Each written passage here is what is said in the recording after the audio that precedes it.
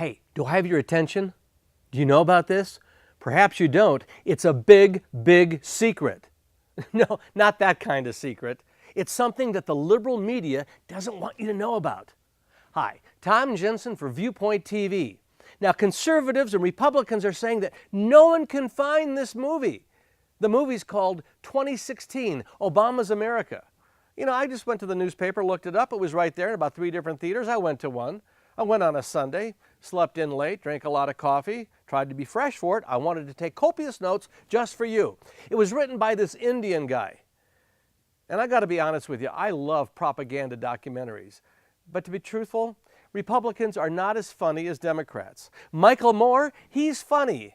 Fahrenheit 9/11, Bowling for Columbine, propaganda movies, but I think it's funny. The Indian guy's voice, this Indian from India, has a sleepy, very monotone voice.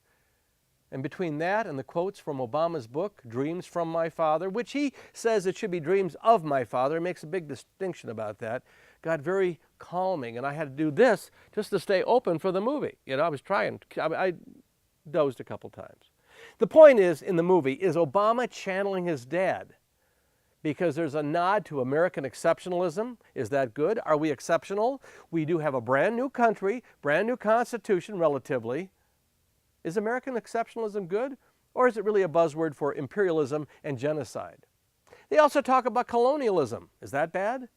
Collectivism, bad. They talk about socialism. Maybe his dad was a socialist. Maybe his dad was a communist. I don't know. Evidently, when little Obama was growing up, he hung out with a guy named Frank Marshall Davis. Now, Frank Marshall Davis might have been a communist. He was a poet, he was a writer, and he had a number in the Communist Party. The number which gives credit to all of this and credibility is 47544. I belong to a union. I have a number. Can't remember what it is right now, but maybe that gives it credibility. Oh, by the way, the best part of this movie, and the really price for admission is deserved here, there's a great interview with George Obama, Barack's half-brother, in Nairobi. Now, he's living in squalor, and the Indian guy keeps going, does your brother help you out monetarily? Does he give you money? And George Obama, the half-brother, says, you know, he's busy saving the world. And they press on it. Well, you know, is he helping you out? Has he given you money? And George Obama says, I'm cool. I appreciate what my half-brother's doing.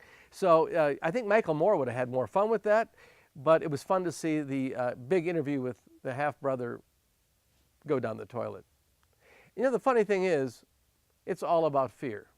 We are motivated by fear, be it Democrats, Republicans, Green Party, you name it. It's all about fear. And if you're a guy, there's something else you should be afraid of. There's a new book out called End of Men by Hannah Rosin. And she talks about the fact that boys earn 3/4 of the D's and F's in elementary school. They're not motivated. Only 40% get their bachelor's degrees. Only 40% of men get their master's degrees. And it's going down. In 1954, 96% of men worked. Today, it's down to 80%, and it's going down more. Rosin makes the case that women are adapting. They're like immigrants. They know how to play the system. They're developing. The only reason they're not at the very high of the food chain, high part of the food chain, is because they take off for having children. But other than that, they're getting more of the jobs. As a guy, I would be afraid of that. Speaking of fear and being a guy, there are Italian scientists now that have told us that our penises are 10% smaller than 50 years ago. I was born 61 years ago, so I'm happy with my penis. They're saying that penises are smaller because of the environment and because of diet.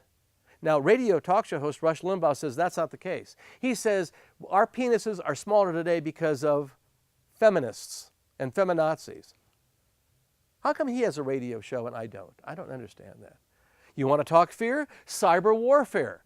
Computers that can hack into other countries' computers. We do it, Israel does it, Russia does it, China does it, Israel's done it to us, we in Israel have done it to Iran.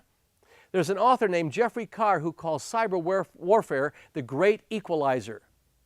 When they invented the handgun, it was considered the great equalizer. Now cyber warfare. Hey, I bet you're fearful of personal ID theft. I had it happen once. My aunt had it happen once. I bet you know someone who's had ID theft. We fear everything.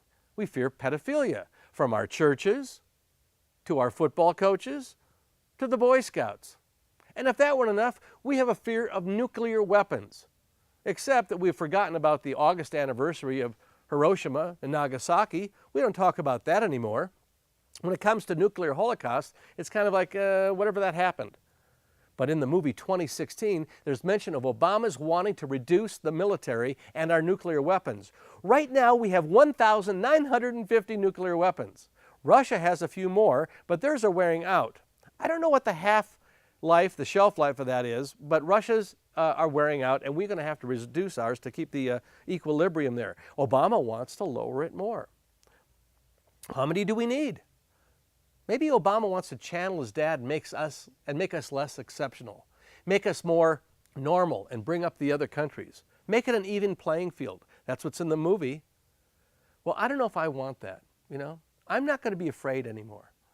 I'm not worrying about my genetically altered food, although I do stay away from corn because that can cause tumors. I have some acquaintances that are wearing camouflage clothing and are becoming survivalists, and they're all going to move to Idaho. I can't do that. I resolve not to be fearful. If the Big Bang happens, I want to be right at ground zero with my skin melting off because I can't hang with those people in Idaho. Tom Jensen for VUpoint TV.